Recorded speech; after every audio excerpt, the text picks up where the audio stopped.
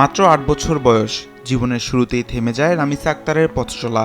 গত ১৯ মে রাজধানীর পল্লবীতে নির্মম নির্যাতন ও হত্যার শিকার হয় ৮ বছর বয়সী রামিসা আক্তার। ঘটনাটি প্রকাশ্যে আসতেই দেশজুড়ে ব্যাপক ক্ষোভ ও হৃদয় বিদারক পরিস্থিতির সৃষ্টি হয়। দ্রুত বিচারের দাবিতে সোচ্চার হয় বিভিন্ন মহল। ঘটনার দিনই নারায়ণগঞ্জের ফতুল্লা থেকে গ্রেপ্তার করা হয় সোহেল রানাকে। আটক করা হয় তার স্ত্রী স্বপ্না আক্তারকেও। তদন্ত শুরু থেকে রায় ঘোষণা পর্যন্ত সব মিলিয়ে মাত্র ১৭ দিনের মধ্যেই শেষ হলো পুরো বিচারিক প্রক্রিয়া। রোববার সকালে ঢাকা মহানগর শিশু সহিংসতা দমন ট্রাইব্যুনালের বিচারক মাসরুর সালেকিনের আদালত মামলার রায় ঘোষণা করেন। রায়ে আসামি সোহেল রানা ও তার স্ত্রী স্বপ্না আক্তারকে মৃত্যুদণ্ড দেন আদালত।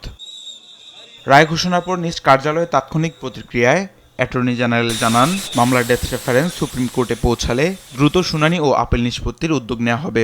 বলেন, দ্রুততম সময়ে এই মামলার রায় বিচার বিভাগের জন্য মাইলফলক হয়ে থাকবে। দণ্ড কার্যকর হয় না, সাজা হয় না, এই যে একটা কিংবা হবে না, এই যে একটা আশঙ্কা, এই আশঙ্কা থেকে মুক্তি পাওয়ার জন্য তো আমাদের প্রোঅ্যাক্টিভ রোল প্লে করতে হবে।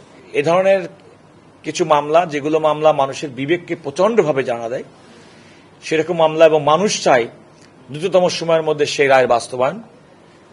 আমরা সেইটি বাস্তবায়ন করার ক্ষেত্রে আইনানুগ পদ্ধতিতে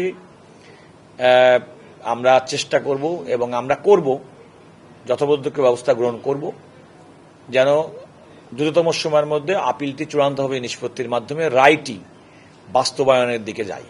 রায়ের পর সচিবালয়ে আইনমন্ত্রী বলেন, আগামী ৩ মাসের মধ্যে রায় কার্যকর করা সম্ভব। উচ্চ আদালতেও এই রায় বহাল থাকবে বলে আশা প্রকাশ করেন মন্ত্রী। উচ্চ আদালত মানে হাইকোর্ট ডিভিশনে এটা শুনানি হবে। হাইকোর্ট ডিভিশনে সেখানেও ধরেন স্টেট ডিফেন্স লয়ার দিতে হবে, যদি সে না দেয়।